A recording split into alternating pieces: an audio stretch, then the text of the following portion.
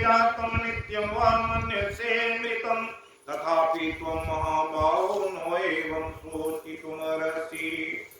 जातस्यैन्द्रो मृत्योर्ध्रुवं जन्ममृतश्च तस्मात् परिहार्यर्थेन त्वं शोचितुमर्हसि। अव्यक्तादीनि भूतानि व्यक्तमध्यानि भारत अव्यक्तनिधनान्येव तत्र का परिदेवना। आश्चर्यवत् पश्यति कश्चिदेनम् आश्चर्यवत् वदति तथैव चान्यः आश्चर्यवत् चोयनमन्यः शृणोति।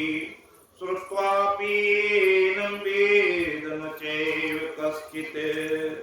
देहि नित्यमवध्योऽयं देहे सर्वस्य भारत तस्मात् सर्वाणि भूतानि न त्वं शोचितुमर्हसि।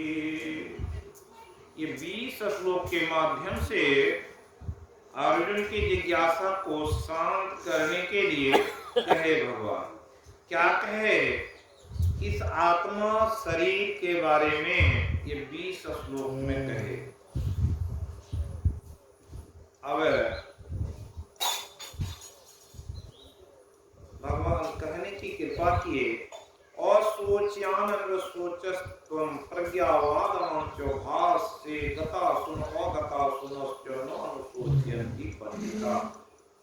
अर्जुन तू न शोक करने योग के लिए शोक करता है और पंडितों के से वचन कहता है, किंतु बुद्धि संपन्न पंडितजन जिनके प्राण चले गए हैं उनके लिए, जिनके प्राण नहीं गए हैं उनके लिए भी शोक नहीं करते। इसी पर कहते हैं कि ये राजा लोगों को तुम जो देख रहे हो, न तो एवं जातु नासम न तो नेमे जनाधिपा ये चैव न भविष्यामि सर्वे वयमतः परम। क्या ये राजा लोग जिसको देख रहे हो ये पहले भी थे और अभी भी हैं और मैं भी था और तुम भी, लेकिन क्या है ये ऐसा ज्ञान है कि जिसको नहीं जानते। देहिनो अस्मिन् यथा देहे कौमारम यौवनम जरा। जैसे इस शरीर का क्या होता है कि कभी बचपन है, जवानी है, बुढ़ापा आता, फिर क्या होता है शरीर बदल जाता है। इस पर किसका कोई जवान आदमी बूढ़ा हो जाता है तो कितना लोग मोहित होता, लेकिन ये जो अंतर में आत्मा है न तो बूढ़ा होता है न कभी जवान रहता, एक रस रहने वाला है। मात्रा स्पर्शा सत्तु कौनते शीतोष्ण सुख दुःखा आत्मा पाइनो अनित्या तान तितिक्ष स्वभाव। दुख सुख सर्दी गर्मी को देने वाले इंद्रिय विषयों के संयोग से अनित्य क्षणभंगुर है। हे भरतवर्षियम तू इसका त्याग कर, इंद्रियों और विषय के संयोग जन सुख का स्मरण करके ही विकल था, लेकिन जब आत्मा के बारे में जानता तो इसको क्या है, न इसको सुख है न दुख है, कुछ भी नहीं है। इस प्रकार कहते हुए कहे कि ना सतो विद्यते भावो न भावो विद्यते सतो योरपि दृष्टवन्तः तु अन्य तत्वदर्शी भी। असत वस्तु का अस्तित्व नहीं है और सत्य का कहीं अभाव नहीं है। इस बात को बताते हुए कहे अविनाशी तु तद्विद्येन सर्वम इदं ततम् विनाशम अव्यस असन कष्टित कर्तुमर्हसि। ये अविनाशी है जो आत्मा है, इसका कभी नाश नहीं हो सकता है। और अंतवंती में देहा नित्य शोकता शरीरिणः अनाशिनो अप्रमेय तस्मात् युद्धस्व भारत। अविनाशी और प्रमेय नित्य स्वरूप आत्मा के ये सभी शरीर नाशवान कहे गए हैं, इसलिए तू युद्ध कर।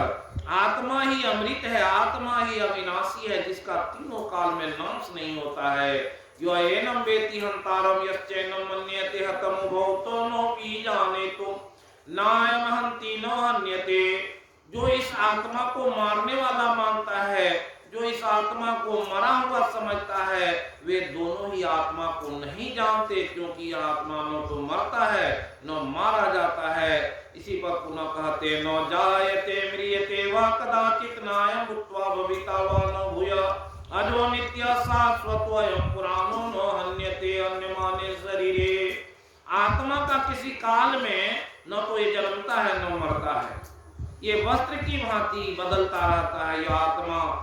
यह आत्मा होकर अन्य होने वाला है, क्योंकि यह जन्म नित्य शाश्वत पुरातन है। शरीर के नाश होने पर भी इसका नाश नहीं होता है। इसी पर समझाते हुए उदाहरण देते हैं, वासांसि जीर्णानि यथा विहाय नवानि गृह्णाति नवोपराणि तथा शरीरानि विहाय जीर्णान्यानि संयाति नवानि देहि। जिस प्रकार पुराने वस्त्र को कोई भी व्यक्ति बदल देता है और फिर नया वस्त्र पहन लेता है, उसमें क्या उसको कोई भी दुख तकलीफ होता है, ठीक वैसे ही आत्मा का क्या है, ये शरीर वस्त्र के जैसे है, आवरण है। आत्मा विभिन्न शरीरों को बदलते रहते हैं और उसको कुछ भी नैनम छिद्यन्ति शस्त्राणि नैनम दहति पावक, ये किसी शस्त्र से छेदा नहीं जा सकता, काटा नहीं जा सकता, जलाया नहीं जा सकता। नो चोएनम क्लेदयन्ति आपो नो शोषयति, न इसे गला सकता है न कोई इसे सुखा सकता है। और छेद्योयम दाह्योयम अक्लेद्यो शोषेव च नित्य सर्वगतो स्थानोऽचलोऽयं सनातन, इसे छेदा और जलाया नहीं जा सकता और कहते हैं इसे गीला नहीं किया जा सकता। उसी प्रकार यह स्थिर रहने वाला सनातन है। और कहे देहि नित्यम अवध्यो अयम देहे सर्वस्व भारत, ये जो है जिसको देख रहे हो ये अवध्य है। जातसी ध्रुवो मृत्यु दुर्लभम जन्म मृतश्च, जिसका जन्म हुआ है निश्चित है कि एक दिन उसकी मृत्यु आएगी। तस्मात् अपरिहार्यते न त्वं शोचितुम अर्हसि, इसलिए तुम अपरिहार्य इसके लिए चिंता मत करो। अव्यक्तादीनि भूतानि व्यक्त मध्यानि भारत अव्यक्त निधनान्येव तत्र का परिदेवना। कहा कि अभी से पहले कोई भी शरीर है अव्यक्त था, उसके बारे में कोई जानकारी नहीं। जब वो व्यक्त आता है शरीर, सब जानते हैं कि ये मेरा लड़का है, ये हमारा फलाना है, ये है, ये रिश्ता है। लेकिन फिर मर जाता, कोई रिश्ता किसी का किसी को पता है। अव्यक्त निधान ने तत्व का परिवेश, जैसे ही किसी का शरीर छूटा, व्यक्त हुआ, कहाँ गया, किस तरह है, किस स्थिति में, किसी की भी जानकारी नहीं। इसलिए कहे आश्चर्यवत् पश्यति कश्चिदेनम आश्चर्यवत् वदति तथैव चान्य आश्चर्यवत् शृणोति श्रुत्वापि चैनम वेद न चैव कश्चित्। अब यहाँ पर कहते हैं ये बड़ी आश्चर्य की बात, जो ऐसे दृष्टवान होते हैं, जान भी लेते हैं, अगर किसी को कहा जाता तो बड़ा आश्चर्य की बात समझ में आता। और कहने वाले को आश्चर्य होता, सुनने वाले को आश्चर्य होता, और सुनकर के भी आश्चर्य हो जाता है। कैसे उस बात को माना जाए कि जो कह रहे हैं वही सही है। इसी पर एक दृष्टांत है। एक व्यक्ति सत्संग के लिए एक व्यक्ति के यहाँ आए हुए थे और वो व्यक्ति के घर के सामने एक जो घर था वो सत्संग में नहीं आता था। संयोग से वो महात्मा इधर उधर टहल रहे थे, उसी क्रम में उसको देख करके मुस्कुराए। वो जो घर गृहपति थे वो उनके बारे में देखा कि ये महात्मा मुझे देख करके क्यों मुस्कुरा रहा है। आए, पूछा कि बाबा आप हमको देख करके कई बार मुस्कुराए, तो कहा जाए कि क्यों मुझे देख करके मुस्कुराए। कहा कि देखो, बात तो जिस कारण से मुस्कुराए थे कहने लायक नहीं है, लेकिन तुमको कहें तो कैसे कहें, और अगर कहेंगे तो फिर भी तुम्हें अच्छा नहीं लगेगा। तो कहा कि नहीं कहिए, जो भी कहेंगे कोई दिक्कत नहीं। तो बताए कि मैं मुस्कुरा इसलिए रहा था, कल जो है तुम्हारे पिता को ले आकर एक कसाई क्या किया, उसको समाप्त कर दिया। क्या हुआ, तुम अपनी दुकान में बैठे थे, एक खस्सी था जो तुम्हारे पिताजी का जन्म बकरी योनि में हो गया, वहां खस्सी बना, और एक कसाई के हाथ वो व्यक्ति बेच दिया। जैसे वो कसाई लेकर के इस रास्ते से जा रहा था तो उसे याद आ गया कि ये जो दुकान तो मेरा है, ये लड़का मेरा है, हमारी रक्षा करेगा। और वो उसे झिड़क करके तुम्हारे दुकान में घुसा, तो तुमने क्या किया कि तुम्हारे नौकर चाकर उसे भगा रहे थे, वो भाग नहीं रहा था, तो तुम अंतिम में हाथ में डंडा लिए और उसे डंडा मारे तो वो निकल गया अफसोस करते हुए, और कसाई पकड़ा, ले गया, उसको मांस बना के बेच दिया। अगर तुमको मालूम होता ये जीव इससे पूर्व जन्म में मेरे पिता थे, तो क्या तुम उसे ले जाने देते? नहीं ले जाने देते। लेकिन ये बात कहे तो कौन कहे? अगर कहा भी जाए तो क्या होता है? आश्चर्य। इसलिए रामचरितमानस में तुलसीदास जी कहे कि कहूं तात यह कत कहानी, कहत बने न परत बखानी।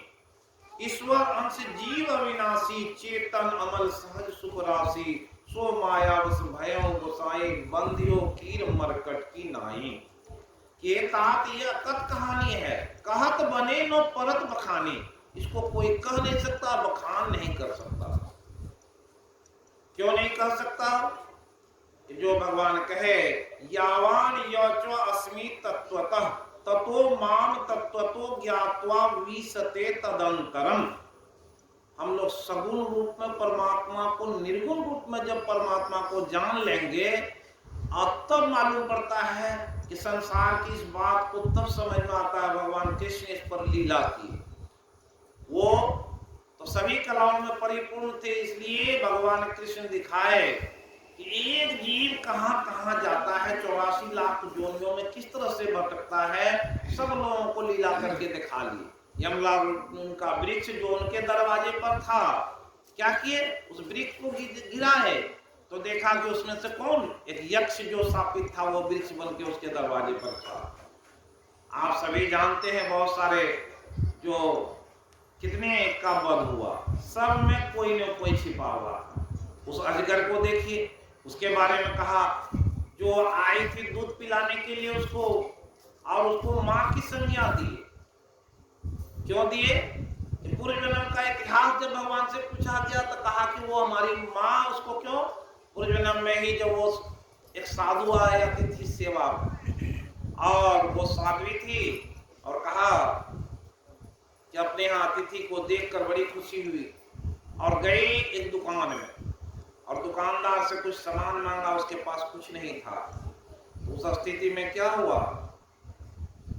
कि दुकानदार की उस पर बुरी नीयत आ गई, और वो माता सोची कि अब करें तो हम क्या करें, कुछ संत मेरे दरवाजे बैठा हुआ है और उसको भोजन कराना जरूरी है, हमारे पास में कुछ नहीं है।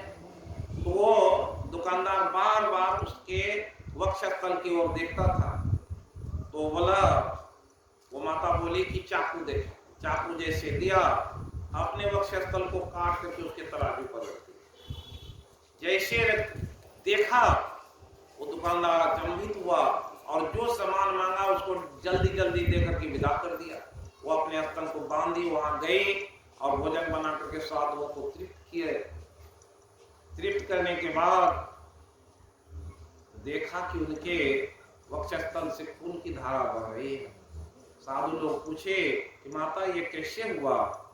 तो वो अपनी बात बताए। कहा कि ठीक है, भगवान उस बात को जाने। कहा कि तुमने जिस संत के लिए ऐसा किया, तो मैं जब कृष्ण अवतार में होऊंगा तुम्हारे स्तन का पान करूंगा। इसलिए जब वो गई थी राक्षसनी, तो क्या हुआ कि भगवान देख लिए कि ये तो स्तन में दूध जो पिलाएगी हमको, जहर लगा कर आई, लेकिन तुम तो मुझे मारना चाहती हो। मैं तुम्हें वो गति प्रदान करूंगा क्योंकि मैं पूर्व से निश्चित कर लिया हूं कि तुम्हें मां का।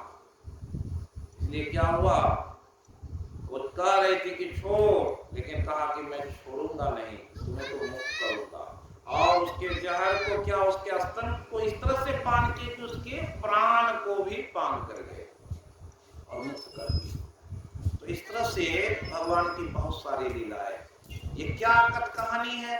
84 लाख योनियों में जितने जीव हैं, कभी कह रहे थे भूत ग्रामम इमम कृतस्नम प्रकृति अवसार, प्रकृति के वशीभूत हुआ जीव 84 लाख योनियों में, जिसका आप लोग वर्णन बराबर सुने होंगे। 20 लाख स्थावर जानू, 9 लाख सब जलचर मानो, 11 लाख कृमि कवि गाए, 10 लाख पक्षी गण बताए, 30 लाख पशु जानो भाई, 4 लाख बानर समुदायी। जब यह 84 कटी जावे, तब मनुष्य का शरीर कोई पावे। ऐसा बहुत बार सत्संग में सुने होंगे। तो भगवान से जब पूछा अर्जुन क्या आप रहते कहाँ हैं, भगवान कहे हम आत्मा गुडाकेश सर्वभूताशय स्थित अहम आदि च मध्यम च भूतानाम अंत एव च, कि मैं सारे जगत के जीव की आत्मा में ही मेरा निवास है। प्रकृति परमात्मा क्या है, प्रकृति रूप में है।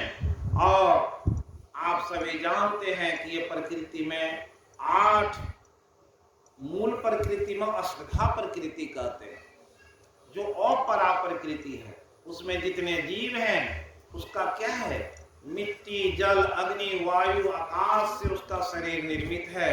उसमें मन और बुद्धि अहंकार ये 3 मिल जाता है तो अष्टधा प्रकृति का वो शरीर कहलाता है। ये 84 लाख योनियों में जितने जीव हैं सब में ये 5 तत्व विद्यमान है, चाहे वो किसी भी जीव का शरीर। ये 84 लाख योनियों में जितने जीव हैं सब के अंदर मन और बुद्धि भी है, अहंकार भी सब में है, इसलिए सबका रूप बना हुआ है। इसलिए गीता के 14वें अध्याय में आया सर्वभूतानि कौन्तेय मूर्तयः सबं भवन्ति तासाम महद योनिरहं बीज प्रदः पिता। भगवान कहे 84 लाख योनियों में जितने जीव हैं सबका एक मूर्त रूप है, एक रूप कुछ तो कुछ है, बांस है, वृक्ष है, जो जितने कीट पतंगे जितने हैं सबका एक रूप भगवान दे दिए। उस रूप में क्या है, प्रकृति अवसाद जो आयाभूत ग्रामम इमं कृतस्नम, तो वो जो सारे जगत के जितने जीव है वो कहाँ, प्रकृति के वशीभूत हैं। इसलिए भगवान कहे कि प्रकृति स्वाम अवष्टभ्य विसृजामि पुनः पुनः, प्रकृति को मैं अपने बस में करके मैं बार बार जन्मता हूँ। लेकिन जीव कैसा होता है, अवशः प्रकृति से वो आवेशित होकर के प्रकृति के अधीनस्थ वो जीव है। और फिर क्या होता है, प्रकृति में जिस तरह से उसके कर्म होते हैं, प्रारब्ध होते हैं, उस तरह से उसको शरीर में बदलते रहता है। ले भगवान कहे हैं तानहम द्विशतः क्रूरान संसारेषु नराधमा क्षिपाम्यहम् अजस्रम शुभान आसुरी योनिषु मूढ़ा जन्मनि जन्मनि माम अप्राप्येव कौन्ते ततो याति अधमाम गतिम, कि मैं वैसे जीव को जो मुझसे विमुख है और सर्वधामा पुरुषा धर्मस्यास परंतप अप्राप्य माम निवर्तन्ते मृत्यु संसार वर्तमनि। ये मृत्यु संसार है, यहाँ जो भी आएगा वो मरेगा। और मरने के बाद क्या कहा कि सर्वभूतानि कौन्तेय प्रकृति यान्ति मामिकाम कल्पक्षये पुनस्तानि कल्पादो विसृजाम्यहम्। सर्वभूतानि कौन्तेय, सारे जगत के जीव, प्रकृति यान्ति मामिकाम, प्रकृति मेरे अंदर है और जीव प्रकृति के अंदर है। भगवान कहते हैं कल्पक्षये पुनस्तानि कल्पादो विसृजाम्यहम्। शरीर का अंत, कल्प माने शरीर, शरीर का जब अंत होता है फिर उसके बाद क्या होगा, उसका शुरुआत होगा, तो उसको फिर वैसा शरीर देंगे। कौन सा शरीर देंगे, उसी के बारे में 8वें अध्याय में विशेष तौर पर आया। ये 8वें अध्याय में जीव के गति का विशेष रूप से वर्णन है। जो 7 प्रश्न सुने थे कि किम तद्वरम किम अध्यात्म किम कर्म पुरुषोत्तम, ये कहते कहते भगवान कहे कि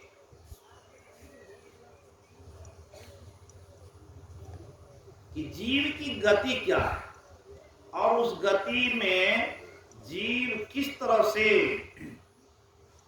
संसार में भटकता है। और उससे अंतिम प्रश्न था कि आप अंत काले जो मामेव स्मरण मुक्त्वा कलेवरम यह प्रियाति स्वमद्भावम याति नास्ति अत्र संशयम्। तो अंतिम प्रश्न था कि आप अंत काल में किस प्रकार जाने जाते हैं। जब किसी भी व्यक्ति की अंतिम स्थिति आती है, शरीर का अंत समय आता है, तो क्या होता है, जीव उस समय में छटपटाता है और उसको बार बार अपने जन्म के पूरे शुभ और अशुभ दोनों कर्म याद आते हैं। उस समय में कहा गया कि भगवान एक बार दिव्य दृष्टि उस समय भी देते हैं। और उस समय में वो अपनी दिव्यता में सारे कर्मों को देखता है। इसलिए कहा क्षेत्र क्षेत्रज्ञोर ज्ञानम यतत ज्ञानम मतम मम। जब किसी व्यक्ति को क्षेत्र और क्षेत्र, क्षेत्र कहा शरीर को, इसके अंदर रहने वाला जो आत्मा है वो क्षेत्रज्ञ है, ये दोनों का जब ज्ञान हो जाता है तो कहा कि वही ज्ञान है। ये यत तत्प्रवक्ष्यामि यद ज्ञात्वा मोक्षसे सुवात्। तो क्या कहा? अध्यात्म ज्ञान नित्यत्वम तत्व ज्ञानार्थ दर्शनम एतत् ज्ञानमेति यद तो अन्यथा। ये भी आया है ज्ञान की बात में कि अध्यात्म अपनी आत्मा के अधीनस्थ जो ज्ञान है, जब कोई व्यक्ति आत्मा को जानेगा, आत्मा की क्या गति होगी, उसकी रहनी क्या है, वो किस तरह से रहेगा, उसका कल्याण क्या होगा, जब आत्मा के बारे में हम अभी क्या के बारे में जान रहे हैं? शरीर के बारे में जानते हैं। शरीर से संबंध रखने वाले जितने मान लिया आपके इर्द गिर्द जीव है उसके बारे में जानते हैं। लेकिन जब आत्मा के बारे में जानेंगे तो पता चलेगा कि इसका तो न कोई सखा है न कोई संबंधी है। अभी 20 श्लोक में यही बात भगवान कहे कि जब आत्मज्ञानी कोई व्यक्ति होगा तो वो कैसा होगा? जो गुरु महाराज कहे कि ये भजन में नहीं कहे हैं, पराती में कि अंत काल संगी न होगा, संग न चल कोई तेरे, यह धन्य धाम कुटुंब कबीला सब स्वागत के चेहरे, अपने अपने सुख के साथी हेर न को सुख तेरे। गुरु महाराज कहे तन मन सुख निज के जानियो भय काल के चेहरे। कि अगर तन और मन के हिसाब से तुम सुख खोजा तो काल के चेहरे हो जाओगे, मतलब 84 लाख योनियों में चले जाओगे। इसलिए गुरु महाराज सत्संग योग में इस बात की बड़ी चर्चा की। और चर्चा कैसा की देख आप लोग सभी जानते ही हैं।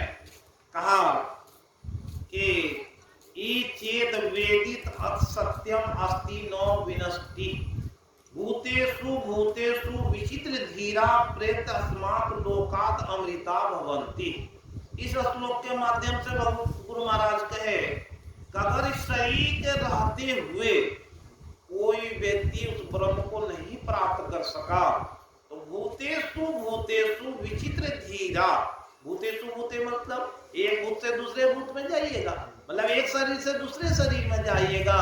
और फिर क्या? शरीर तो आय कल्पते, जो आगे कहे उसी के बाद कि चेदस कद पराग शरीर विसर्स सर्गेषु लोकेषु शरीर त्वाय कल्पते।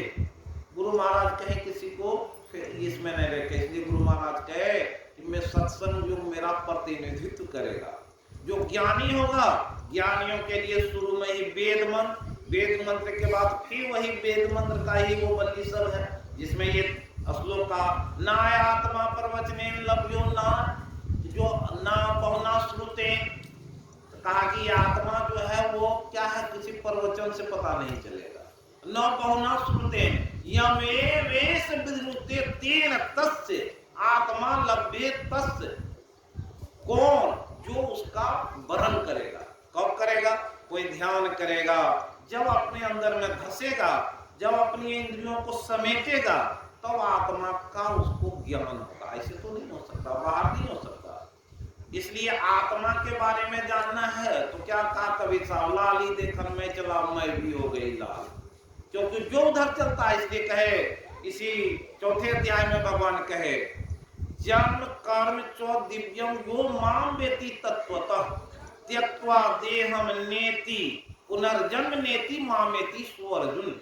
जो जन्म से और कर्म से अपने आप को जानना चाहेगा कि जन्म कैसे होता है, और कर्म मतलब क्या है? साधना को कर्म कहा गीता में। जन्म कर्म से जो दिव्यम, कैसे कहा? दिव्यम, दिव्यता के साथ जानेगा, तो फिर क्या होगा? पुनर्जन्म उसका नहीं होगा। क्यों नहीं होगा? जैसे कोई व्यक्ति इसका अध्ययन करेगा कि जन्म होने का कारण क्या बनता है, तो तुरंत उसमें आएगा कि जो व्यक्ति में क्या होगा कि विवेक होगा, वैराग होगा, ज्ञान होगा, सम होगा, दम होगा, तो वो व्यक्ति क्या होगा? उसमें तो ज्ञान रहेगा। जब ज्ञान होगा तो ज्ञानी किधर भागेगा? जो अभी कहे तन मन सुख निज के जानियो भयो काल के चेरे, तो तन के बारे में मन के बारे में दोनों को छोड़ेगा, आत्मा के बारे में सोचेगा। जैसे आत्मा के अधीनस्थ हुआ, जो यहाँ कहे यम यम वाप्य स्मरण भावम त्यजन्ते कलेवरम तम तमे वेति कौन्ते सदा तद भाव भावितः। जो ज्ञानी होते हैं वो क्या कहा शास्त्रों में आया कि अगर मृत्यु आवे तो उसको उत्सव के जैसे मनाना चाहिए। कैसे उत्सव के जैसे मनाएंगे? जब आपको ये संतोष हो जाएगा कि ये जो मृत्यु मेरे लिए आ गई है, तब ना। जब परीक्षित को कथा सुना रहे थे सुखदेव, तो देवता लोग अमृत कलश लेकर के आए और कहा कि ये अमृत कलश लीजिए और परीक्षित को पिला दीजिए, हम लोग को ये जो सत्संग की कथा है वो हम लोगों को सुनाइए। तो परीक्षित कहे तो जो सुने, तो सुखदेव जी देखे कि ये देवताओं को क्या समझे। जैसे भगवान गीता में कहे ये ज्ञान किसको देना है, नो अतपस्काय नो अभक्ताय कदाचन नो चो असुस्वम वाचम, कि जिसको मुझ पर विश्वास नहीं है उसको, और जो भक्त नहीं है, जो तपस्वी नहीं है, उसको अगर सुनाओगे तो उसका कोई फल नहीं मिलेगा। क्यों? वो ये सब बात को समझेगा ही नहीं, तो उसको समझ में बैठेगा कैसे?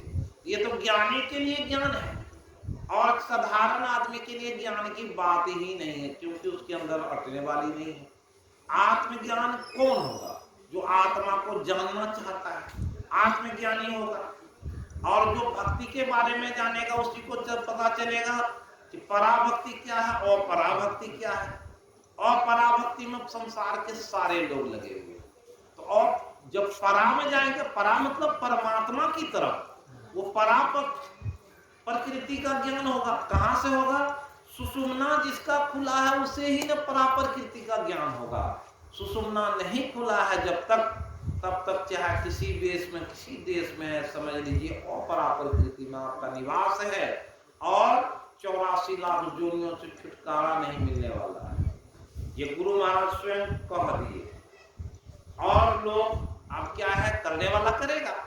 जो उसमें सक्षम होता है तो वो क्या करता, 5 टाइम ध्यान करेगा। जब ध्यान करेगा तो स्वतः उसकी वृत्ति सिमटेगी। जो ध्यान के बारे में आया है, अब आगे देखिए उसी बात को कहने के लिए जा रहे हैं कि जब ये बात आया तो कहा तस्मात् सर्वेषु कालेषु माम अनुस्मर युद्ध चो मैं अर्पित मनोबुद्धि मामे वैश्यत संशयम, कि अगर तुम चाहते हो कि हमारी गति अच्छी हो जाए तो क्या करना होगा?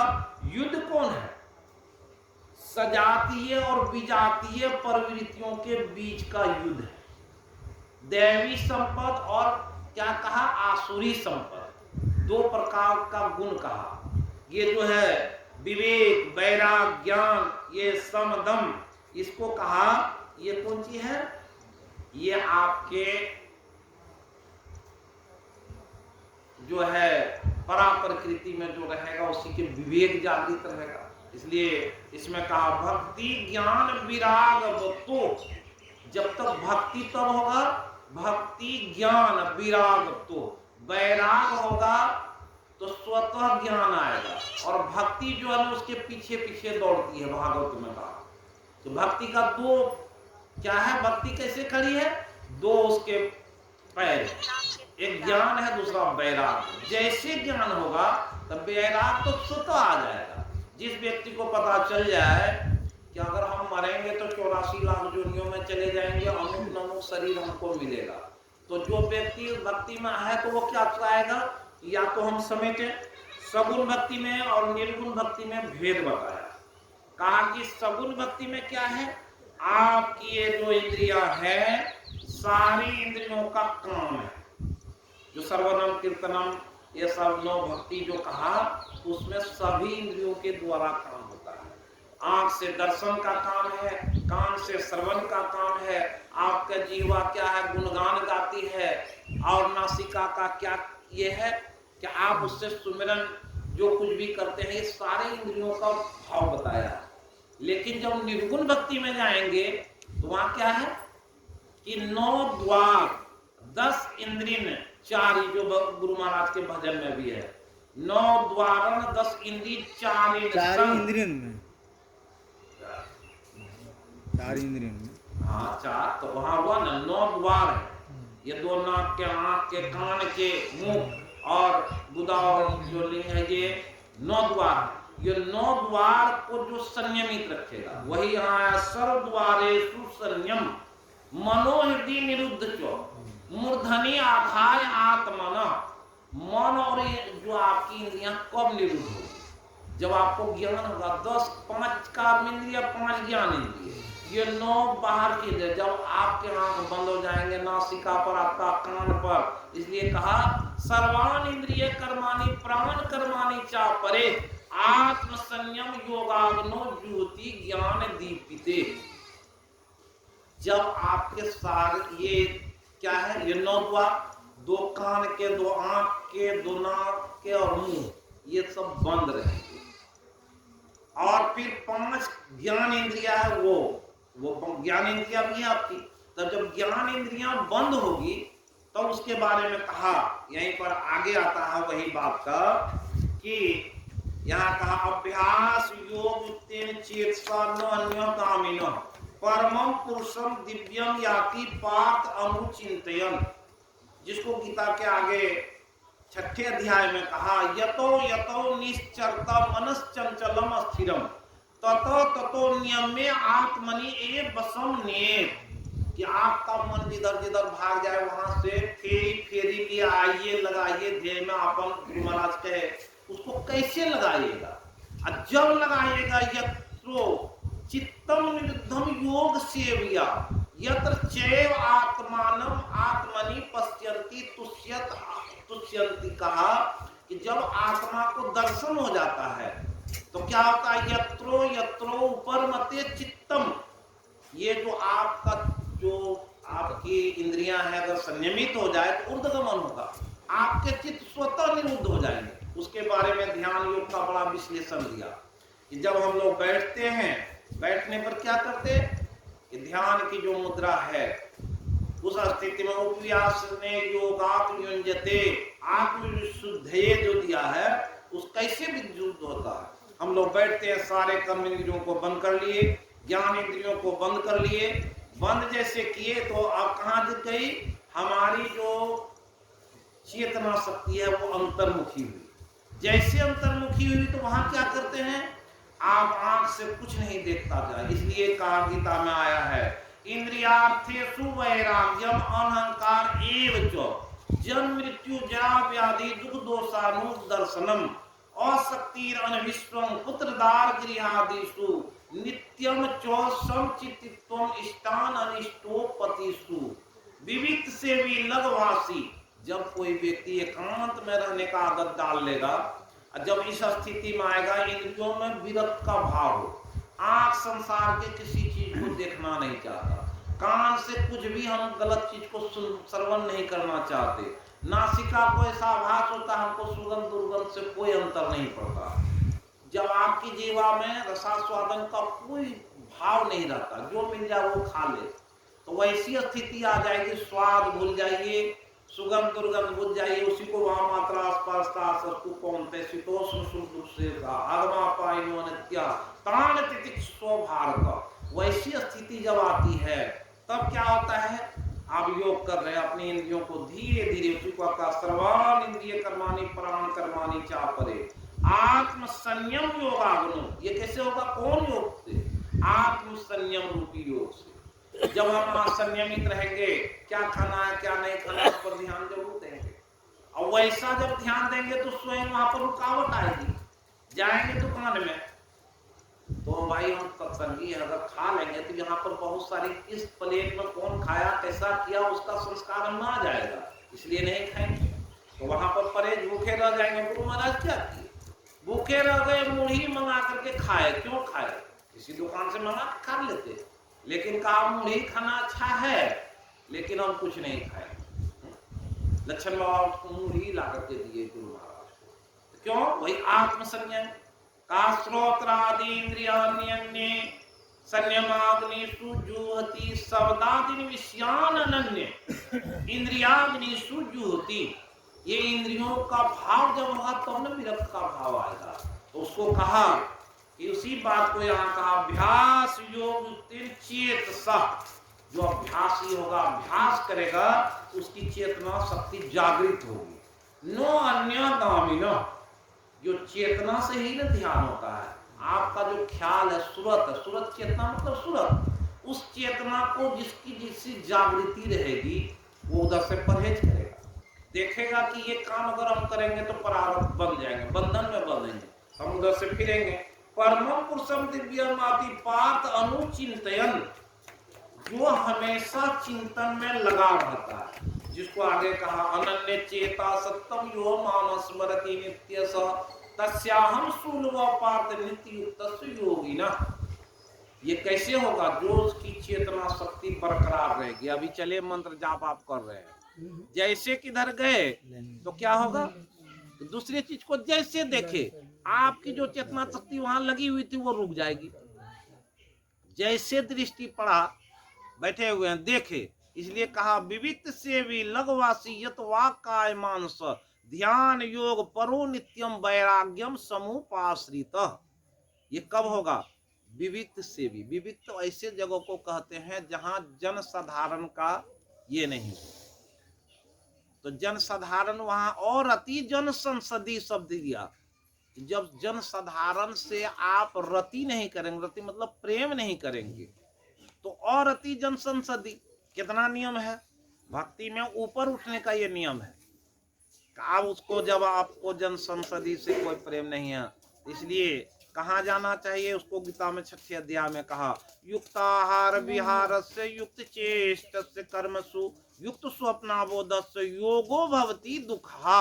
ये दुख हरने वाला जो योग है वो कब होगा? युक्ता आहार विहार। आप आहार विहार से युक्त हो। विहार मतलब इधर उधर जाना होना, इसका विहार नाम है। कहाँ जाए कहाँ नहीं जाए, कहाँ बैठे कहाँ नहीं बैठे। अब उस आदमी को कैसा होगा कि संयमित होना पड़ेगा।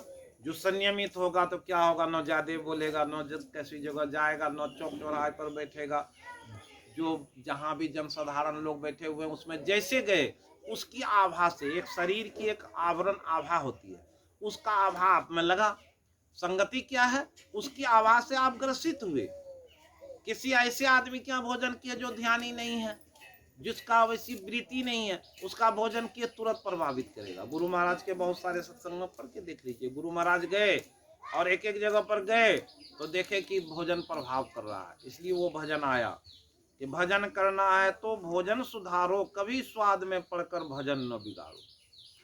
विष्णुकांत स्वामी जी से वो भजन बनवाए, है ना। तो ये क्या है? इसी को कहा अभ्यास योग चेतसा नो अन्य गामिनो परमं पुरुषम दिव्यम याति पार्थ अनुचिंतयन।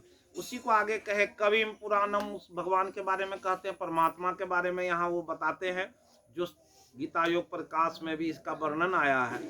अंत बात यह है प्रयाण काले मनसा चलेन भक्तया युक्तो योग बलेन चेव गुरुवोर मध्य प्राणम आवेश सम्यक स्वतम परम पुरुषम उपेति दिव्यम। ये जो श्लोक है, ये ज्ञान वाला श्लोक है 8वें अध्याय का, कि प्रयाण काले, जब कोई व्यक्ति चलने वाला है, तो अब जब चलने वाला कब, उसके लिए तैयारी कब से शुरू होगा?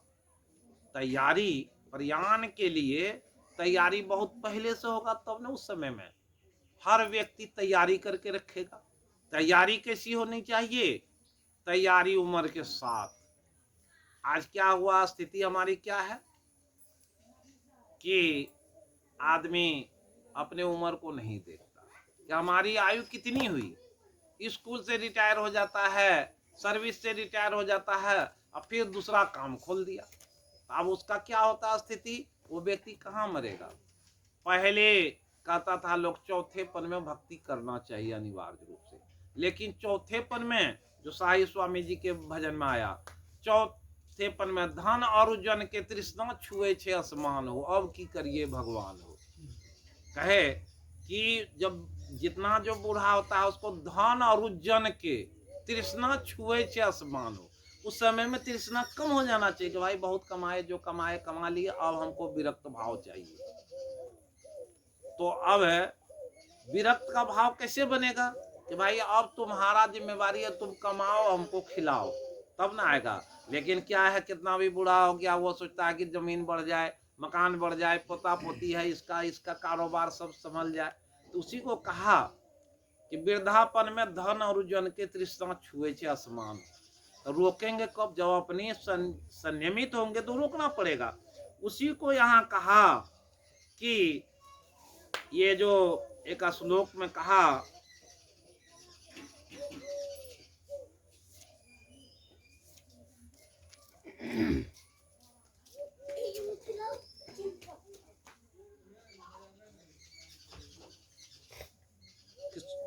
अक्षरम परम स्वभावो अध्यात्म उच्यते, भूत भाव उद्भव करो विसर्ग कर्म संगीत। विसर्ग कहते हैं क्या, जब कोई लिखा जाता है उसमें विसर्ग लगाया तो मतलब वहां पूर्ण विराम लग गया, उससे आगे नहीं जाएगा।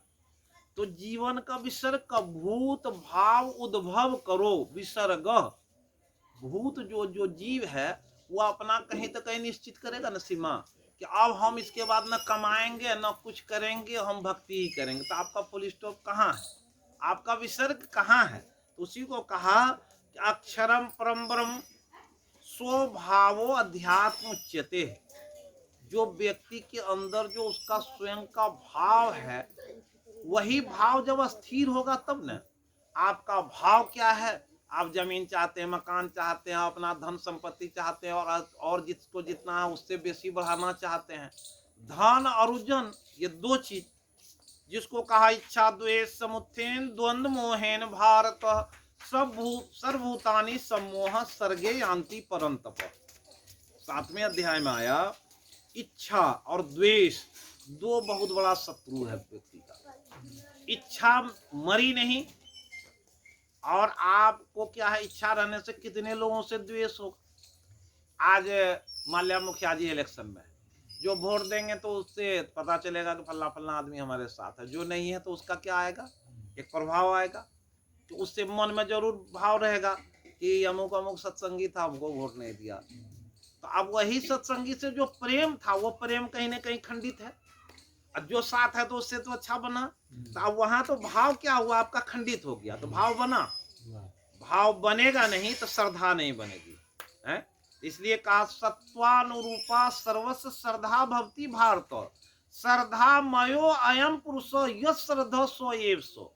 श्रद्धा कहाँ से उत्पन्न होती है, श्रद्धा की खेती कहाँ से है, भाव से है।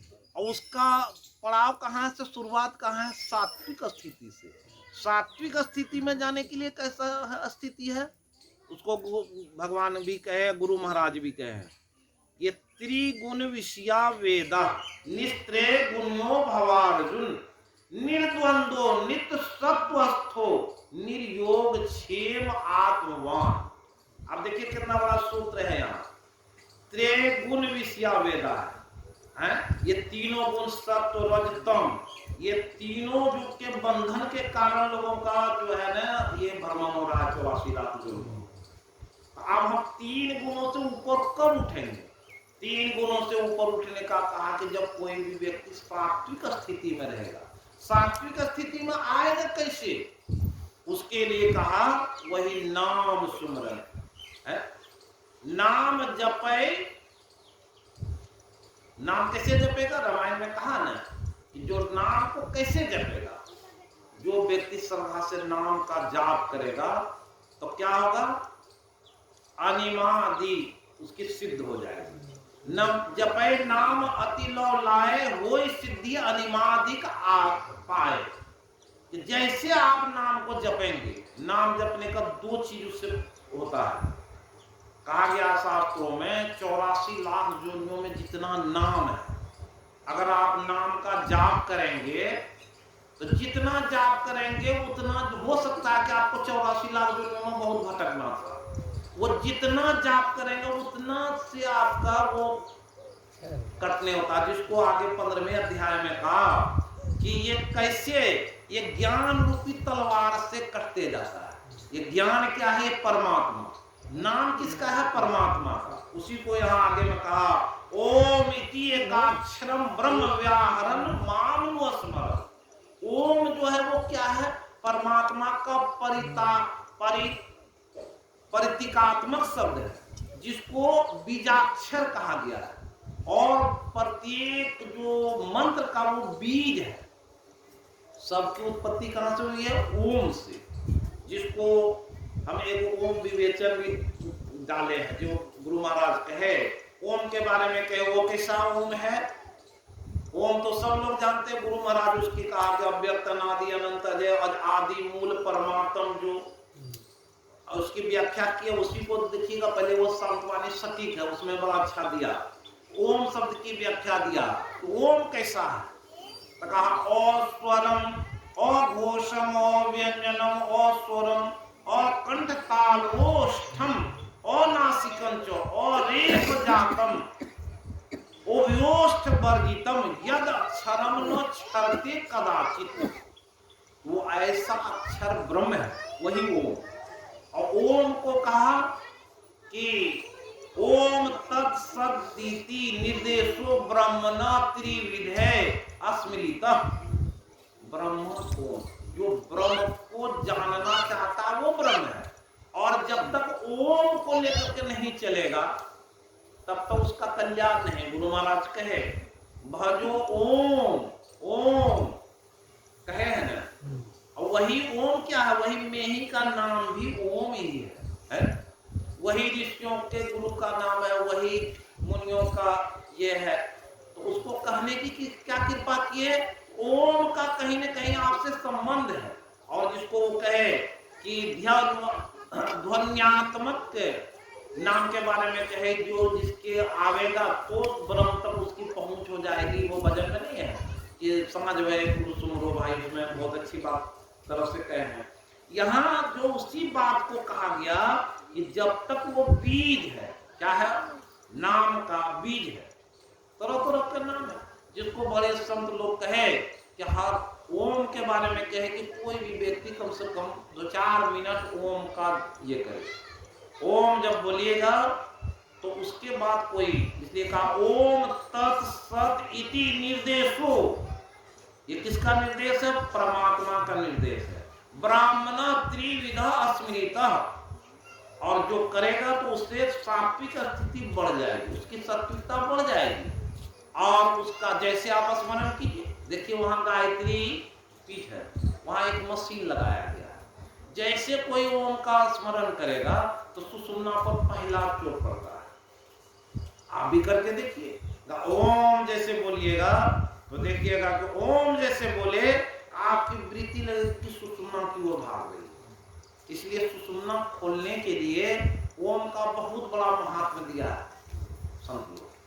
जैसे ही ओम का बोले कोई भी कुछ करना है, इसलिए कहा यज्ञ दान तपः क्रिया जितना भी करना है सबके पहले ओम का उच्चारण होना चाहिए। इसलिए नाम से क्या होता है, नाम जैसे कोई जपेगा, और इसलिए कहा नाम जपई अति लौलाय, जो लौला करके नाम जपेगा वही सिद्धि अनिमादिक आदि। ये कुछ सुना रहे थे कि एक आदमी ऐसा ने वैसा कर लिया, तो होता क्या, जैसे आप नाम का एक भागवत में दिया कि जो 700 करोड़ मानस जब कर लेगा तो उसकी ऐसे शुद्धि हो जाती है।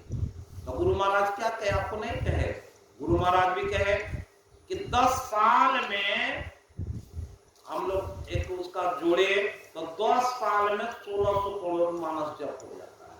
कब, जब 5 घंटा ध्यान कीजिएगा तो क्योंकि जब से बैठे आप मानस जप कर रहे हैं, एक मानस जप का वैल्यू कितना दिया है, 100 गुना।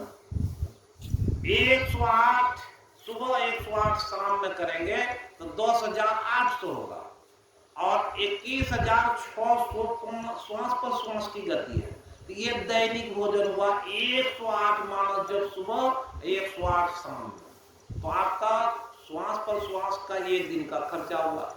और आप कितने जन्म जन्मांतर तक पशु पक्षु कृमि के आदि की योनि में भर में बहु बार हो, अब की नरतन कृपा करी दिन हो, और प्रभु करो उबार हो। तो वार कैसे करेंगे, आप कर्म कीजिएगा तो।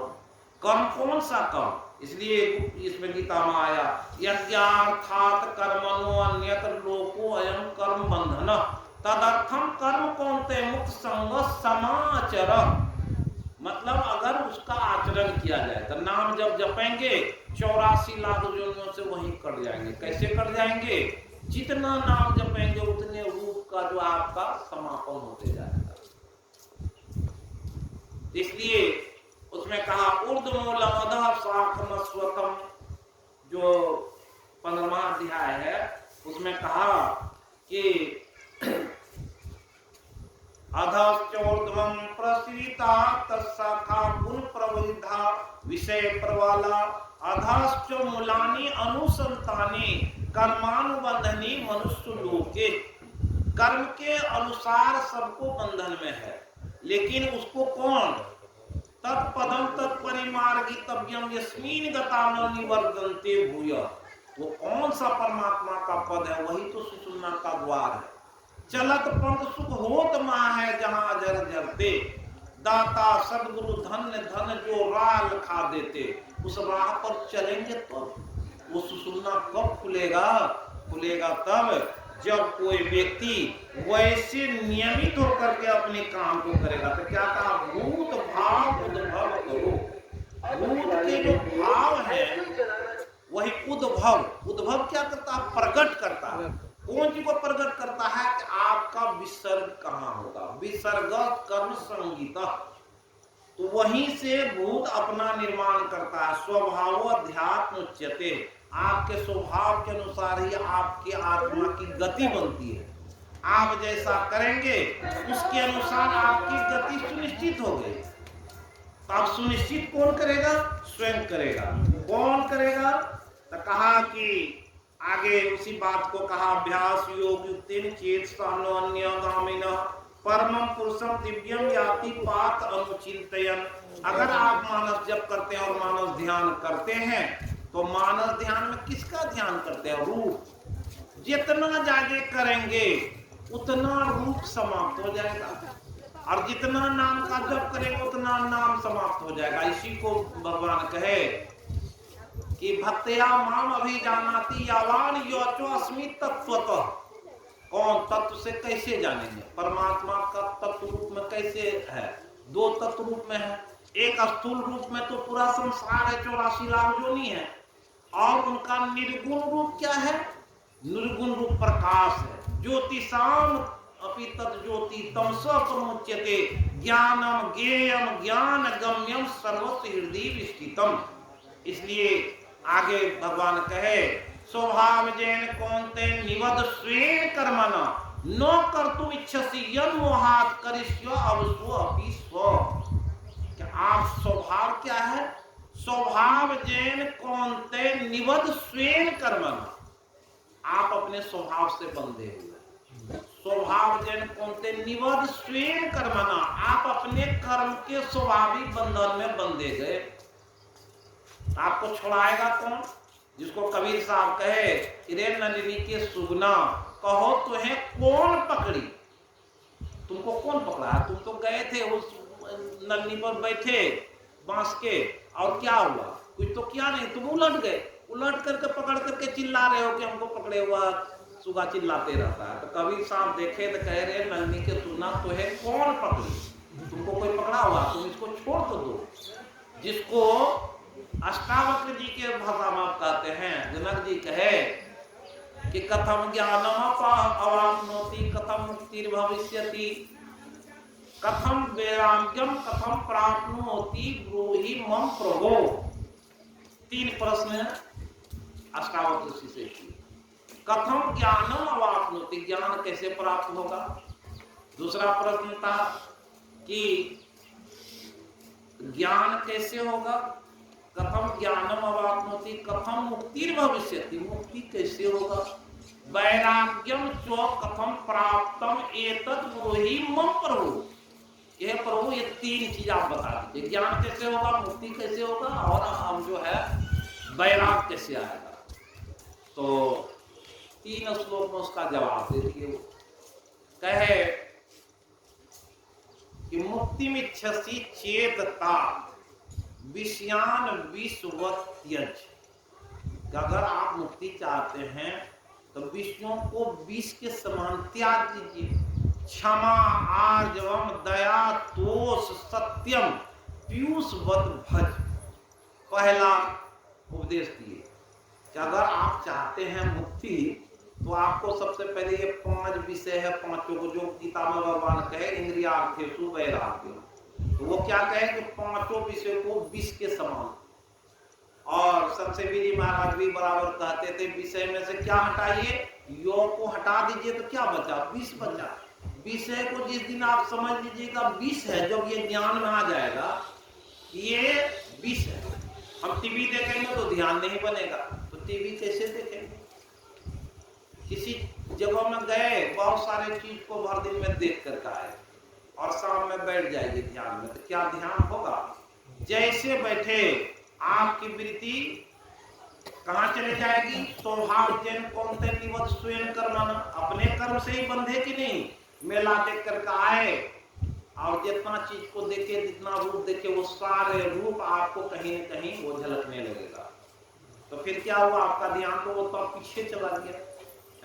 स्वभाव जैन कौनते निवत स्वयं कर्मण न कर्तुम इच्छति, आप नहीं करना चाहते थे।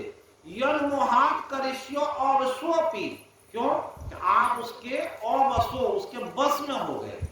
और वो हो क्या, तो ये जो अभी कह रहे थे कि ऐसी अष्टावक्र जी कहे कि विषय को विष के समान समझो। दया, अगर दया रखेंगे तो कहीं किसी जीव की हिंसा नहीं होगी।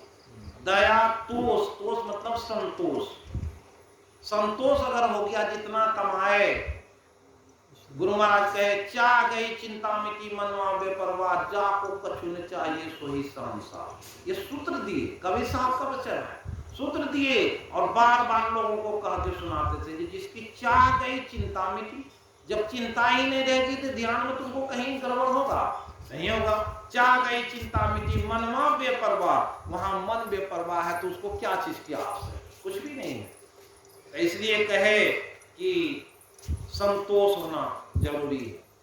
तो दया, तोष, क्षमा, आर्जवम। क्षमा आर्जवम कहते हैं सरलता को, एकदम सरल बन जाइए।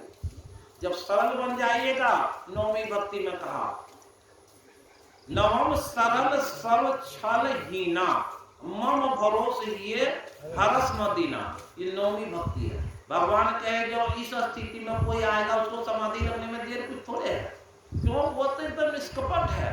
जो हुआ वैसे व्यक्ति के लिए भगवान कहते हैं जाहि न चाहिए कबहू कछु तुम सन सहज सने, तिनके मन मंदिर बसहूं राउर निज गे। रामायण में कहा वो आपका अपना घर है जिसको कुछ नहीं चाहिए। जब वैसा घर बनेगा तब न, घर तो बना नहीं, घर में तो बहुत कुछ घुसा हुआ, उसमें कैसे रखिएगा। इसलिए वहां कहा कि क्षमा, आर्जवम, सत्यम। और सत्य को अगर कोई जान लिया कि सत्य आत्मा है, परमात्मा है, इस बीच इस संसार में अगर भटके तो फिर क्या होगा, दो गति होगी, 84 लाख दुनिया में जाने से कोई नहीं रोकेगा। और गुरु महाराज कहने की कृपा किए कि बहुत सारे उदाहरण देकर समझाए।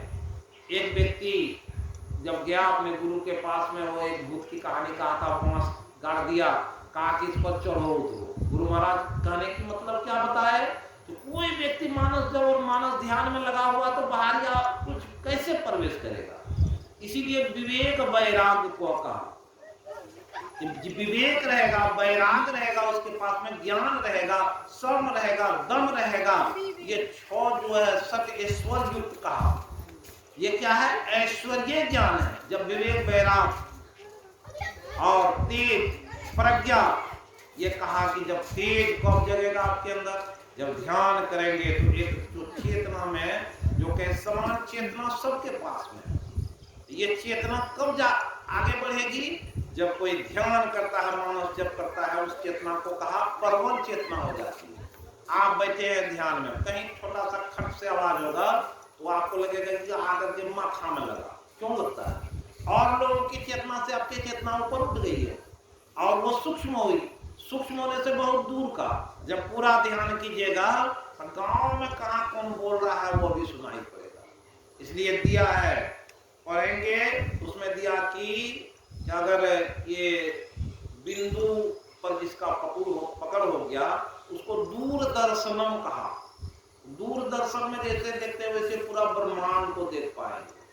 और अगर आपके अंदर की वो शब्द का अगर साधना हो गया तो पूरा संसार का शब्द उसे सुनाई पड़ता है। गुरु महाराज कैसे जाने, जब युद्ध हो रहा चल रहा था उस समय में शाम में ही घोषणा कर दिए कि युद्ध जो विराम हो गया।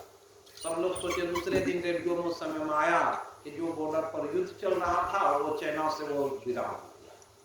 तो गुरु महाराज कैसे जान लिए? गुरु महाराज की वैसी दिव्यता आ गई थी। वो दिव्यता कब आई? जब उनकी चेतना उत्कृष्ट हो गई। उत्कृष्ट चेतना होने पर क्या है, ये पांचों इंद्रिय जो है उसमें वैरक्त का भाव जाता है। आंख से कुछ नहीं देखता है, कान से कुछ नहीं। इसलिए कहा उसके बारे में नैव किंचित करोमिति युक्तो मन्येत तत्विद पश्यन् श्रीन्वन स्पृशन जिघ्रन् असनन् गच्छन् स्वपन् श्वसन् प्रलपन् विसृजन् गृह्यन् उन्मीष निमिषन् अपि। इसको क्या कहा कि जब व्यक्ति खाते फिरते चलते बैठते उठते सोते उन्मीषम आंख झपक रहा खुल रहा है, उस स्थिति में भी सारी इंद्रियां भोजन कर रहे हैं, कुछ कर रहे हैं। और जब ऐसा समझेंगे इंद्रियों का स्वभाव है, उसको भूख लगा तो भोजन कर रहा है, हमारा कुछ नहीं, उसमें कोई आसक्ति जिसको नहीं है। तो कहा इंद्रियार्थेतु इंद्रियाणि वर्तन्ते इति धार्यं। वो इंद्रियों का स्वभाव ऐसा कर लिया। एक बार देखना सात्विक दृष्टि कैसी है, एक बार किधर भी देखे तो उसको कहा सात्विक। दूसरी दृष्टि राजस है, जा रहे हैं किसी को देखे तो रामकृष्ण परमहंस जी कहे, विवेकानंद जी भी कहे हैं कि प्रथम दृष्टि जो है सात्विक है, दूसरी दृष्टि राजस। जैसे दूसरी बार हुआ तो देख लिएगा तो देख लिए, लेकिन स्वामी विवेकानंद कहे कि सबके पैर की ओर देखो। एक बार के बदले दो बार भी देखे तो कोई दृष्टि में कोई दृष्टि नहीं होगी। इसलिए दृष्टि कवि साहब कहे काजल दिए से काबे ताकन को ढब नाही। इसका दो अर्थ है। एक हम लोग संसार को देख रहे हैं, संसार को देख तो उसमें आसक्त हो गए। दूसरा कहा ताकन को ढब नाही, सुषुम्ना को खोलने की विधि क्या है वो नहीं मालूम है। सुषुम्ना क्यों नहीं खुल रहा है? आप अपना संयमित, इसलिए कहा ध्यानाभ्यास करो सद सदहि चातक दृष्टि बनाई। जो अति सिमटी रहे सुख मन में ताको पड़े जनाई हो। सुख मन में सिमटने के लिए क्या है? जब पांचों कर्म इंद्रियों का कर्म छूटेगा तब न धर्म बदलेगा। इसलिए कहा ईश्वर सर्वभूतानां हृदय से अर्जुन तिष्ठति भ्राम्यन सर्वभूतानि यंत्रारूढ़ानि माया। ये भ्रम बस संसार के जीव जो है वो यंत्र की भांति है। जैसे कोई मशीन है, मशीन स्टार्ट कर दिए चल रहा है, उसको कुछ है, लेकिन उस पर जो बैठ करके चलाने वाला जाता है कौन जाता है? मन बुद्धि वाला जाता है। मन और बुद्धि समाप्त होगा तब न वो अंतर की वृत्ति खुलेगी। मन बुद्धि तो फंसा हुआ संसार में, उसको रोकेंगे कैसे? रोकने के लिए मानस जप और मानस ध्यान है। जब कोई व्यक्ति ध्यान करता है, उसी के बारे में आया कि क्या होता है, उसी को वहां अष्टावक्र जी कहे कि दया सत्यम, सत्य का भास कब होगा? जब सत्यता की ओर आप बढ़ेंगे तब। दूसरे श्लोक में कहे कि न त्वं पृथ्वी जलम न अग्नि वायु द्यो न वा भवान एसाम साक्षिणम आत्मानम चित्त रूपम विद्धि विमुक्ते। कहा कि जनक जी आप जिस दिन समझ लीजिएगा अपने शरीर को जानिए कि न त्वं पृथ्वी, ये पृथ्वी तो है, इसमें मिट्टी है, लेकिन तुम पृथ्वी नहीं हो। न जलम, तुम्हारा शरीर जल नहीं है, जल है उसमें लेकिन जल तुम नहीं हो। न अग्नि, न ये अग्नि भी नहीं है। न वायु, न वायु हो।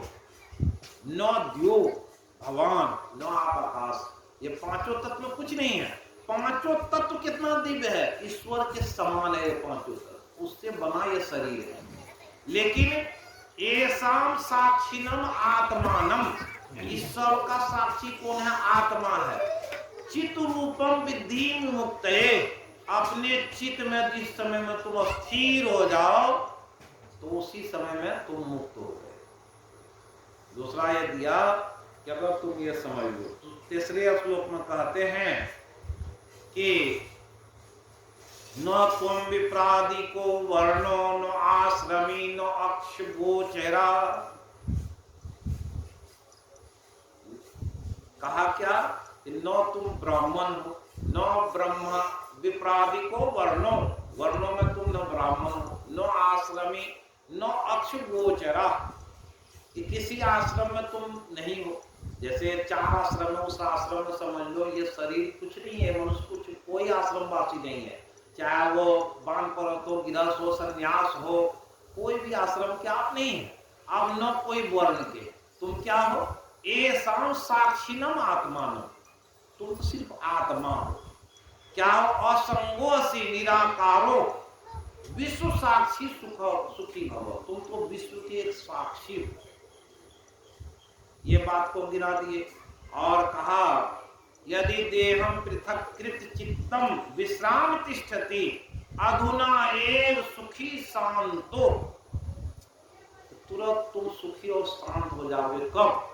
जब इस बात को समझ लो कि देहम पृथक कृत चित्ती विश्राम तिष्ठति, अगर चित्त में कोई अस्थिर होकर के अपने आप को विश्राम कर ले, विश्राम मतलब जो विश्राम करता कोई काम करता, कोई काम नहीं, तुम एक जगह अपने आप को निश्चित कर लिया कि उनको संसार का कुछ नहीं चाहिए, तो क्या चाहिए? आगे के श्लोक में इस तरह से बताए, धर्मा धर्मो सुखम दुखम मानसानि निबोध में का न करतासी न भोक्तासी मुक्तेवासी सर्वथा।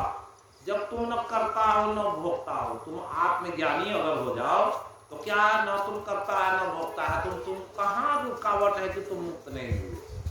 ये ज्ञान जिस दिन आदमी को हो जाए तो कहा जनक से, क्या आपको अब रुपये की जरूरत है धन कमाने की? कहा कि नहीं। भूख प्यास है? कहा कि नहीं। तो कहा कि जो मुक्त होना चाहता है वो मुक्त है, ये अपने आत्म स्थिर होने की बात है। उसी बात को यहाँ पर कहने की कृपा की कि जब अध्यात्म ज्ञान हो जाता है व्यक्ति को, स्वभाव अध्यात्म उच्यते, आपका स्वभाव ही अध्यात्म बनाता है और उसी पर आपका विसर्ग कर्म संगीत, ये जो विसर्ग अगर आपने अपने आप को पुनस्टॉप कर दिया तो वहीं तो आप समाप्त हो गए, वहीं शून्य हो गए। शून्यगत मन को क्या कहते हैं? समाधि कहते हैं। ये शून्यगत जब होंगे तब ना आप 0 माइल पर जाइएगा तब ना। इसी को कबीर साहब कहे, मोरे जियरा बड़ा अंदेशवा मुसाफिर जइमो कोनी ओर, मौका शहर कहर नर नारी दुई फाटक घन घोर, कुमति नायक फाटक रोके पढ़ियो कठिन झिंझोर। कोई भी व्यक्ति आज अपने घर से जाना चाहे तो क्या जा सकता है? क्या झिंझोर है? ये कुमति और सुमति का झिंझोर है।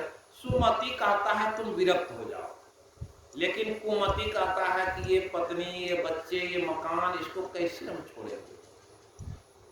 और वहां देखिए कौन सा युद्ध होता है, जिसको कहा तस्मात् सर्वेषु कालेषु मामनु स्मर युद्ध चो।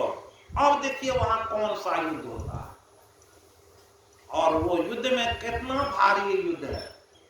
एक दिन मन में ठान के देखिए कि हम अगले रविवार को अपना घर द्वार छोड़ देंगे, हम संन्यास में चले जाएंगे। देखिए आपके आंख में आंसू स्वयं आएगी, आपका घर छूटेगा, द्वार छूटेगा, जिसको गीता का प्रथम अध्याय। अब वहां पर चले जाइए, क्या कहा? प्रथम है कि गीता का पहला श्लोक, जैसे वो पहला श्लोक पर जाइए तो वहीं से पता चलेगा कि ये पहला श्लोक क्या है। और वह श्लोक बताता है सारा संसार के लोग जितने टीकाकार हुए गीता के पहले अध्याय को छोड़कर चले। क्या पहला अध्याय का पहला श्लोक है? हाँ, धर्म क्षेत्रे कुरुक्षेत्रे समवेतायुजुस्तव माम का पांडवाश्चैव किम कुर्वद्धन। संजय से प्रश्न किया, कौन? धृतराष्ट्र। धृतराष्ट्र कौन है? मोहग्रस्त एक जीव ऐसा है जो अंधा है, अंधकार में रहता है।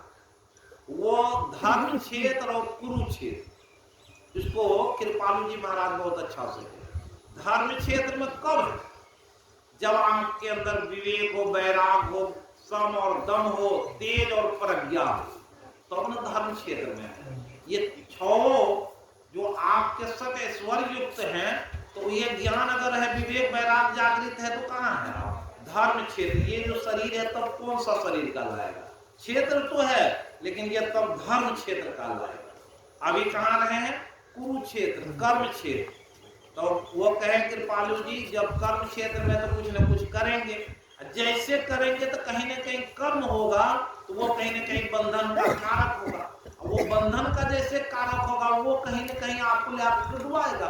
उसके स्वभाव जे कौनते निवद स्वयं कर्मणा न कर तुम इच्छसी यन मोहात करिष्या और सो की सो। आपका बेटा कहता है कि एक गाड़ी खरीद देंगे, आपके पास कुछ पैसा है, आप पैसा से सोचते हैं कि थाटन करेंगे, बेटा कहता है गाड़ी खरीदेंगे। अब स्वाभाविक है, आपका उससे परहेज है, आप अपना पैसा कहाँ लगाइएगा? तीर्थाटन में जाइएगा कि गाड़ी खरीदने में लगाइएगा? स्वभाव जैन कौनते निबद्ध स्वयं कर्मणा, अपने कर्म से स्वयं बंध गए और तुरंत वो पैसा आपका उधर चला गया है। गीता में आया कि ध्यायतो विषयान पुंसो संगतेषु उपजायते संगात संजायतो काम कामात क्रोधो भी जायते। जैसे ध्यायते, जैसे मन में कोई भाव आया तुरंत उसके वशीभूत हुए।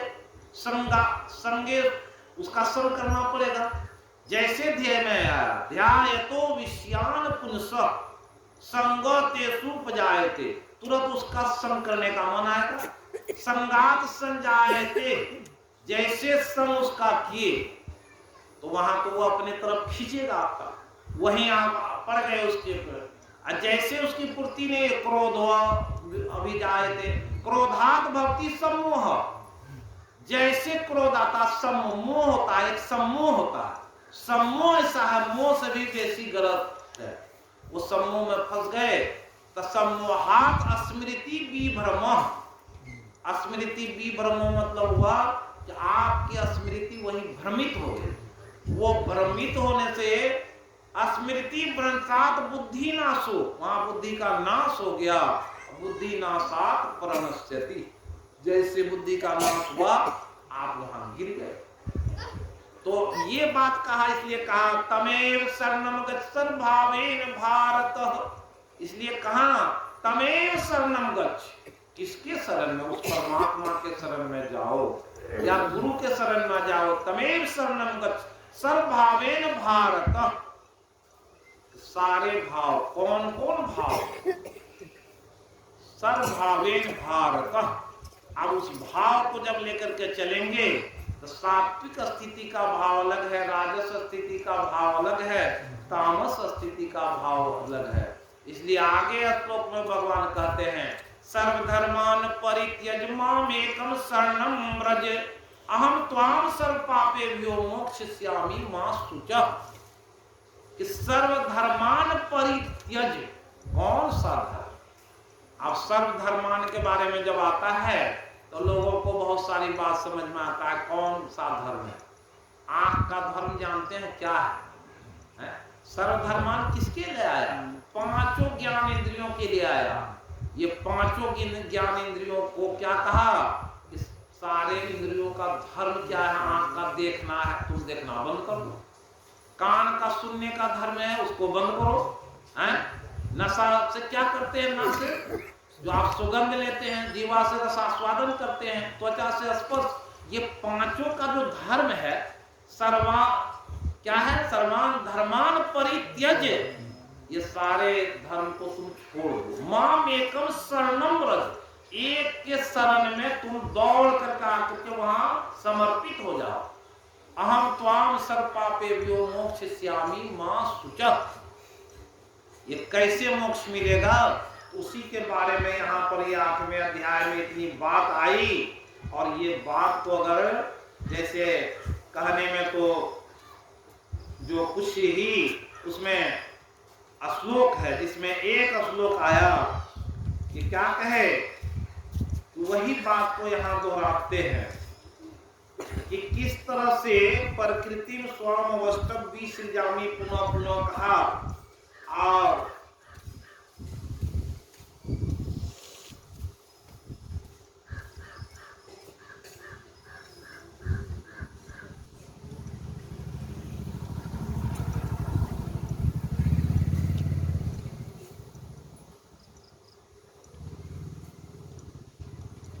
अव्यक्ताद् व्यक्तय सर्वा प्रभवति राग में रात्र्याग में प्रलीयते तत्रैव अव्यक्त संग के। भूत के भाव की यहीं पर जानकारी देते हैं भगवान। भूत ग्राम स्व एवायम भूत्वा भूत्वा प्रलीयते, कि भूत ग्राम जो 84 लाख योनियों में जीव है, स्व एवायम भूत्वा सभी होते हैं, फिर क्या होता होकर प्रलीयते। प्रलीयते मतलब समाप्त हो जाते हैं, उसमें लीन हो जाते हैं। कैसे लीन होते हैं? रात्रिया अगमे अवसपात, रात्रि ब्रह्मा के रात्रि काल। रात्रि काल ब्रह्म का रात्रि काल क्या है? वो अपरा स्थिति है जिसमें अंधकार मंडल कहा, उसके वशीभूत जो रहता है प्रभवत और राग में। जैसे दिन होगा तो वो फिर क्या होगा, उसका तो हुआ, लेकिन शरीर कहाँ चला जाएगा? पर तस्मात् भावोन्यो व्यक्तात् व्यक्तात् सनातनो यः सर्वेषु भूतेषु नश्यतु न विनश्यते। जब ये भूत का विनाश होना ही है, नाशशील है, जिसको ये बात भाव में आ गया तो वो क्या सोचेगा कि हमारा नाश किस तरह से नहीं होगा। तका पुरुषम परपार भक्त्या लभ्यत्व अनन्या अस्थानि भूतानि येन सर्वम इदं ततम। अगर कोई भी पुरुष अगर भक्ति करेगा तो उसे पा सकेगा। कब पाएगा? अग्नि ज्योति अह शुक्ल सन्मासा उत्तरायणम। जब उत्तरायण में कोई रहेगा तो क्या अग्नि कहते हैं प्रकाश को, दिन। जब इससे ऊपर रहेंगे तो कहां पहुंचेंगे? आपकी वृत्ति प्रकाश में रहेगी, निर्मल रहेगी। और अह मतलब दिन कहा, शुक्ल कहते हैं, शुक्ल पक्ष होता है, युरिया पक्ष, और सन्मासा, सन्मासा वही है विवेक वैराग समह दमह प्रज्ञा और तेज, इसको सन्मासा। ये जिसके अंदर रहेगा उसको कहा उत्तरायण में है वो। अब दक्षिणायन में कौन है? धूमो रात्रि तथा कृष्ण सन्मासा दक्षिणायनम। जो क्या है कि 6 विकार युक्त जो है वो मदमात्सर, ये 6 विकार है, उसमें जो फंसा हुआ है उसको कैसा होता है? अंधकार मंडल में रहता है, नीचे रहता है। नीचे के वृत्ति क्या है? संसार के बहुत सारे कामों में लगे हुए हैं, भक्ति करने का कभी आया नहीं। तो वो व्यक्ति की क्या तो गति होती? रात्रि तथा कृष्ण, वो अंधकार मंडल में अपराभक्ति में तत्र चांद श्रमम ज्योति योगी प्राप्त निवर्तन्ते। इसलिए कहा कि परवश जीव स्ववश भगवंता। जीव जो है परवश, किसके पर? कौन है? परमात्मा या प्रकृति। ये दोनों को पर संकेत के, वो प्रकृति के वशीभूत होकर के और विभिन्न शरीरों में जाता है, आवागमन के चक्र लगाता। इसलिए कहा कि जो व्यक्ति नाम जपेगा, मानो ध्यान करेगा, इसको इसी को आगे वहां पर सुनाए थे। सर्वद्वारानि संयम मनोहृदि निरुद्धो अव्युक्तो अक्षर इत्युक्त माउत परमाम गतियम प्राप्नो निवर्तन्ते तद्धाम पद्मम।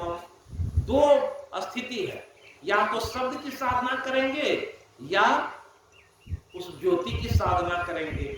ये दोनों को इसमें कहा कि जो व्यक्ति ऐसा करता है उसी का ओम इति एकाक्षरम ब्रह्म व्याहरण मामो स्मरण यह प्रयाति तेजम देहम स्वयाति परमाम गति। परम गति अगर पाना चाहते हैं तो सर्व द्वारानि संयम मनोहृदय निरुद्ध, अपने मन को और अपने हृदय को जो निरुद्ध करना जानता है, मतलब रोकना जानता है। ये रुकेगा कैसे? तो जो बताए अष्टावक्र जी उस ज्ञान को जान लीजिए। ऐसी स्थिति जब आएगी आप में विरक्त का भाव होगा। विरक्त क्या है? कि घर द्वार छोड़ने की आवश्यकता कुछ थोड़े है। आपके मन में भाव आना चाहिए। जिसके कहा सिद्धि प्राप्त, जो सिद्धि प्राप्त कर लेते हैं उसके का नो सोचती नो कांक्षती। वो कैसे रहते हैं, वो उसको न कुछ आकांक्षा रहता न सोचता है। असक्त बुद्धि सर्वत्र जितात्मा विजितेंद्रिय, जिसकी आसक्ति समाप्त होगी, कुछ नहीं चाहिए, आसक्ति ही नहीं, जमीन नहीं चाहिए, जो खरीदे थे मरने के बाद पड़ा रहेगा। मकान क्या है, आज जब आएगा रे बुलावा हरि का, सब कुछ छोड़ करके जाना पड़ेगा। इस पर बड़ा अच्छा है कि ये कहे, मान मेरा कहना नहीं तो पछताएगा, माटी का खिलौना माटी में मिल जाएगा। क्या है, जब कोई गुरु या संत ग्रंथों में जो लिखा है उसके अनुसार संतों की वाणी को नहीं चाहता तो क्या है, माटी का खिलौना है, माटी में मिल जाएगा। है सुंदर रूप देख कर भूला, धन यौवन के मद में भूला, एक दिन हंस अकेला उड़ जाएगा, माटी का खिलौना माटी में मिल जाएगा। ये क्या है, आपका शरीर कहाँ रह जाएगा, सुंदर रूप देखकर भूला, धन यौवन के मद में फूला।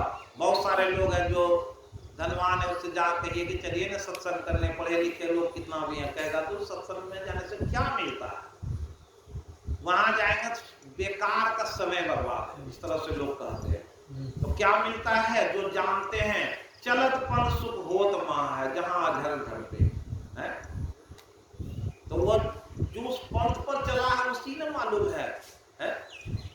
वो सुख की अनुभूति उसे हुई, वो जानता है। तो कहा कि सुंदर रूप देख करके भूला, धन यौवन के मद में फूला, एक दिन हंस अकेला उड़ जाएगा, माटी का खिलौना माटी में मिल जाएगा। क्या कहा कि हीरा जवाहरात की माला तुम्हारी, रेशम के गद्दे, मखमल के गद्दे, रेशम की साड़ी, सब यहीं छूट जाएगा, हैट बूट सब यहीं छूट जाएगा, माटी का खिलौना माटी में मिल जाएगा। जब ये इस तरह का ज्ञान हो जाए, इस संसार में सब सुख विनश्यंतम यन विनश्यत्सु, जब ये ज्ञान हो जाता है किसी को, ध्याने आत्मनि पश्यन्ति केचित् आत्मानम आत्मना, कि कोई व्यक्ति ध्यान में देखता है, कोई आत्मा के रूप में देखता है। कब देखता है, जब ज्ञान होता है तब। जब तक विरक्त का ज्ञान नहीं होगा तब तक कोई आगे बढ़ नहीं सकता। गुरु महाराज को क्या हुआ, आया कौन सी आया, एक समय आया ज्ञान, विरक्त का भाव जागा, तो विरक्त का भाव जगा तो क्या था, आंख में आंसू। संत लोग कहते हैं कि कब, जब आपकी इंद्रियों में विरक्त का भाव होगा तो क्या होगा, आंख में आंसू होगा, मन में एक छटपटाहट होगी और एक व्याकुलता होगी। वो व्याकुलता में क्या होता है, भूख प्यास लगता है, बैठा है, कथम विद्या हम योगी न त्वाम सदा परिचिंत्यन केसु केसु च भावेषु चिंतियोऽसि भगवन्मया। भगवान से कहे वो कौन सी विद्या है कि योगी लोग आपको भूखे प्यासे बैठ करके आपके चिंतन में लगा सकता है, वो कौन कर सकता है। तो कहा जिसको ज्ञान हो जाए, जब ये ज्ञान हो जाएगा कि संसार की सारी वस्तु पड़ी रह जाएगी, फिर ये क्या है, शरीर की क्या गति होगी कोई नहीं जानता। मनुष्य शरीर तो मिला है, जो साई स्वामी जी के एक भजन में है, मान मान मन यह तेरा हीरा रतन अनमोल है, विष्णु के पीछे पड़ पगले कर रहा माटी का मोल। हम लोग क्या कर रहे हैं, मिट्टी का मोल कर रहे हैं। दान जमीन पैसा जो भी है वो क्या है, एक दिन खाक हो जाएगा, उस हमारे लिए बचेगा। जिस दिन प्राण जाने लगेगा, दान समय में क्या होता है, जो ज्ञानी होते हैं वो अपना स्मरण करते हैं, लेकिन जो ज्ञानी नहीं है वो क्या करते, तरह तरह से कुटुंब को बुलाते, पत्नी को बुलाते, बेटी बेटा दामाद जो जहां परिवार सब आपके सामने खड़ा हो जाता है, आपकी मृत्यु कहाँ चली जाती है, उसमें लग जाता है। जब संत लोग कहते हैं कि मृत्यु का समय हो जाए, आप मान लें कि अब मृत्यु आ गया तो अपना रूप को बंद कर दीजिए और आप बैठ जाइए, मूर्धनि आधाय आत्मना प्राणम आस्थितो योग धारणम। उस समय अपने ध्यान में होकर गुरु का स्मरण करते हुए अपने गुरु को साक्षात, बहुत सारे लोग हैं देखा कि अब मृत्यु नजदीक आ गया, बोला कि अब कुछ मत बोलो, आंख बंद किया, गुरु महाराज बोला, गुरु महाराज सामने खड़े। ऐसी स्थिति हो जाए तो क्या कहे भगवान, मय्ये मन आदत स्वमयी बुद्धि विनिवेशय निवशिष्यसि मय्येव थूर्धम न संशय। जिसका मन और बुद्धि मुझ में लग गया है, कुछ भी संशय नहीं कि वो मुझ में निवास नहीं कर रहा है। अपने मन और बुद्धि को मनाने के लिए इतना काम, मन को बांधने के लिए मंत्र जाप है। और जैसे ही मंत्र जाप से जब हुआ तो बुद्धि कैसे होता है, बुद्धया, कैसे कहे, बुद्धया ध्यान, बुद्धया विशुद्धया युक्तो धृत्यात्मानम नियम च। बुद्धि विशुद्ध होती है धृति आत्मानम नियम च। जो व्यक्ति रोज अपने धारणा शक्ति को मजबूत करेगा तब न।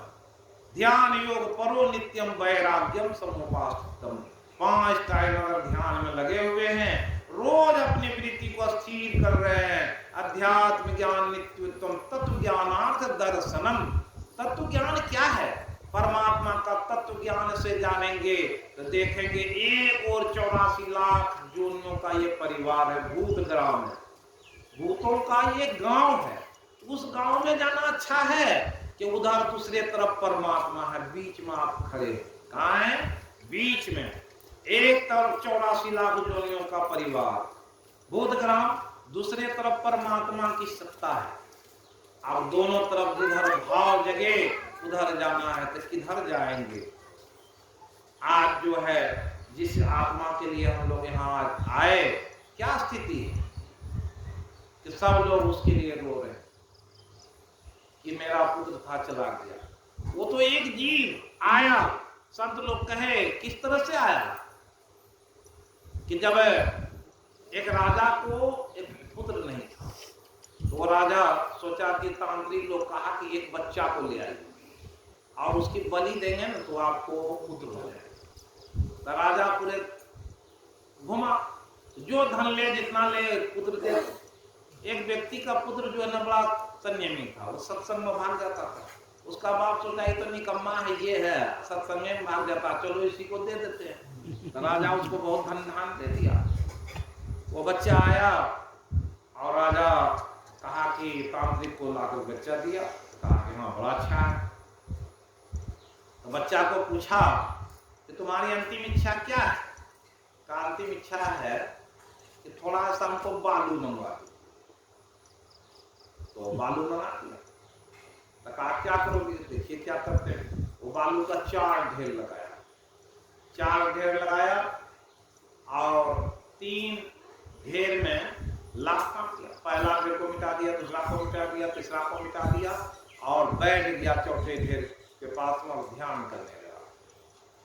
तो जैसे ध्यान टूटा तो राजा पूछा कि सबसे पहले बताओ कि ये 3 ढेर में लाख मरा, 1 ढेर रहने दिया, उसके आगे क्या सब कहा, ये क्या कर रहा था।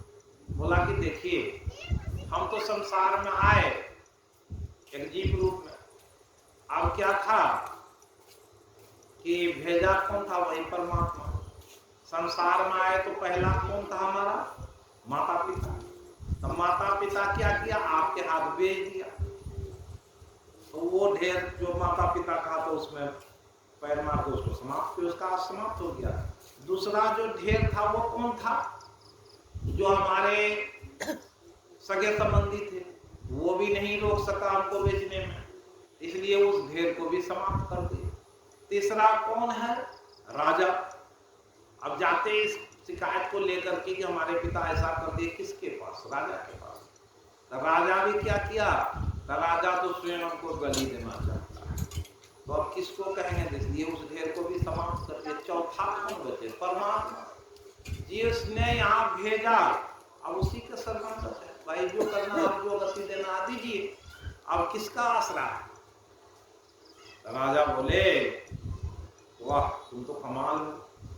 और उसको कहा तांत्रिक को जब हमें पुत्र की आवश्यकता है, क्यों कि हमारा जो पुत्र होगा उतना ज्ञानी होगा कि नहीं होगा, लेकिन ये ज्ञानवान बच्चा जिसको इतना ज्ञान है, अब यही मेरा पुत्र होगा। तो होता क्या है कि जैसे आज यहाँ पवित्री रात्रि श्राद्ध का कर्म तो हमें से कहे, उसके कौन जो पुत्र आपका गया उसका दायित्व किस पर? माता पिता। श्राद्ध कर्म का या उसके निमित्त जो भी कुछ करना है उसके कल्याण के लिए कौन करेगा? एक पुत्र को लोग पढ़ाता है, उसके कल्याण के लिए सोचता है कि पढ़ लिख कर अच्छा होगा, सुखी संपन्न रहेगा। ये लोग या परलोक दोनों के निर्माता कौन? उसके माता पिता। फिर दूसरे की किसकी आस? इसलिए अपनी आस कीजिए और सब कुछ आपका जो है उस हिसाब से बनेगा। तो जीव तो आया, चित्रकूट का कहानी सुना है कि चित्रकूट तो पुत्र नहीं था। अंगिरा ऋषि आए और उससे प्रार्थना किया कि पुत्र चाहिए। कहा कि पुत्र होगा। कहा कि भक्ति करो, पुत्र क्या करोगे? पुत्र किसका नाम है? तो फिर अंगिरा ऋषि नहीं माने तो उसको एक फल दिया। 1000 उसकी पटरानी थी और उस पटरानी में अकेला वो राजा, भारत का वो सुविख्यात राजा था, उसके पास किसी चीज की कमी नहीं थी। पुत्र तो हुआ, लेकिन क्या हुआ? 5 साल के बाद वो पुत्र शरीर त्याग दिया। राजा बड़ी व्याकुल हुआ और अंगिरा ऋषि को बुलाया गया। नारद जी आए और कहा, राजन किस फेरे में पड़े हुए हो? अब भक्ति करो, जो होना था हो गया। लेकिन नहीं माना तो अंगिरा ऋषि उस जीव को जगा दिया। जागो जी, ये राजा का तुम पुत्र बना था, क्यों चले गए? और वो जीव जब जगा तो कहा कि देखिए महाराज, इसका और हमारा हिसाब बराबर हो गया। क्या हिसाब था? कहा कि पिछले जन्म में हम भिक्षाटन करते थे, इनके पास आए थे संध्या बेला में, तो ये हमें कुछ गोइठा दिया और कुछ अन्न दिया था, जिससे 5 रोटी हम बनाए। गोइठा में जो है बहुत सारी चींटी लगी हुई, उसको ले आकर के जो भोजन बनाए उससे हजारों चींटी मर गए। और वो भोजन हम 5 रोटी खाए तो हमारा प्रारब्ध बना। 5 साल के लिए मैं इसके पास आया और वो हमारा समाप्त हो गया। ये 1000 पटरानी जो इनकी है वो वही चींटी सब जो हमको जहर खिला करके मार दी, उन लोगों का भी हिसाब बराबर हो गया। तो अब बताइए, कोई हिसाब बचा? कहा कि मैं अनेक बार इस राजा का चित्रकूट का पिता बना, लेकिन कभी हम इसके लिए कोई विलाप नहीं। और एक बार मैं 5 वर्ष के लिए पुत्र बना तो ये उसके लिए व्याकुल है, सारी ये रानियां व्याकुल है। हमारा तो हिसाब बराबर हो गया। तो हम अपने दूसरी जगह चले गए, वहां से उस शरीर को छोड़कर कैसे आ गए? इसलिए प्रकृति अवश्यपात, ये प्रकृति में अवश्य रहता है। कहाँ जाना है उसका नियत बना हुआ है, चल दिया। तो ऐसी स्थिति है। हाँ, नहीं वो उसको कुछ बात उपसंहार में कहने की आवश्यकता हो इसलिए सुना दिए। और आज के दिन में ये समझे मास्टर साहब की उसकी जो आयु थी, आप जानिए भगवान सब कुछ जानते थे। और क्या हुआ? अभिमन्यु को नहीं रहना है, 16 वर्ष की आयु है। सोचे प्रकृति का नियम बदल जाएगा, अर्जुन रहेगा तो अभिमन्यु मरेगा नहीं। कितनी दूर लेकर के चले गए कि जहां से उनकी आवाज तक नहीं जाए, भगवान भगाते जा रहे हैं। उसको ज्ञान नहीं था कि वहां कुछ हो रहा है, लेकिन भगवान ले गए। और जब तक अभिमन्यु मरा नहीं तब तक रथ लौटा नहीं लौटा। और आए तो सब बात कर रहा था, भगवान सुन रहे। क्यों? प्रकृति के नियम को बदल नहीं सकते। तो इसलिए बहुत सारे ज्ञान की बातें कहने को तो बहुत सारी है, लेकिन आप लोगों के बीच में आज इनके सुपुत्र सुमित कुमार रजक के रात्रि श्राद्ध के अवसर पर कुछ सत्संग की चर्चा हुई। जो जीव रहता है कहीं भी अधोगति में रहता, आप सभी जानते हैं भागवत के गोकर्ण और धुंधकारी को आख्यान में सत्संग सुन के मुक्त हो गया। इसलिए गीता के 8वें अध्याय का महात्म्य ऐसा है, उसके मंत्र रूप में भी अगर कोई सुन लेता है उसकी अधोगति मिट जाती है।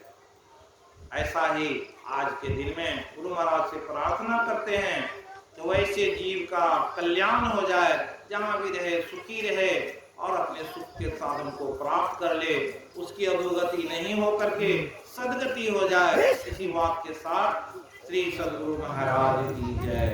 अब आरती किया जाए। आरती संग सतगुरु के की जय। अंतर जोत होत लख लीजय। तत्व तनय निज राई। दीपक चाश प्रकाश करीजय। थाल रवि सी फल